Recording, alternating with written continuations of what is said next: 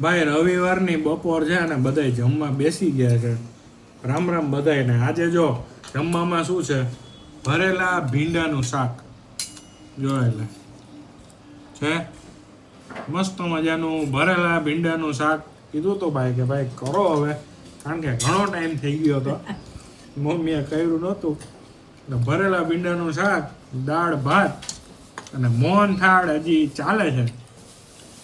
આપણે સાતમ આઠમનો બનાવ્યો હતો અને સંભારો ને એવી બધી મોજ કરી છે. તો હું કહો, ભરેલા ભીંડા આપણા ફેવરેટ.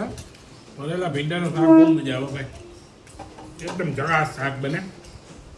અને આને ડાયરેક્ટ દાળ ભાત, દાળનો નાખો ને ખાલી ભાત આવી ખાઈ કોઈ મજા આવે. પીનાનું રાખ ને ભાત તકલીફ થઈ જાય ભાઈ. આ હે ને ધોરાજી બહુ કરતા કા, હવે બહુ મજા આવી જાય. અમારે બધાને ભીંડા એટલે મોજ આવી ગઈ.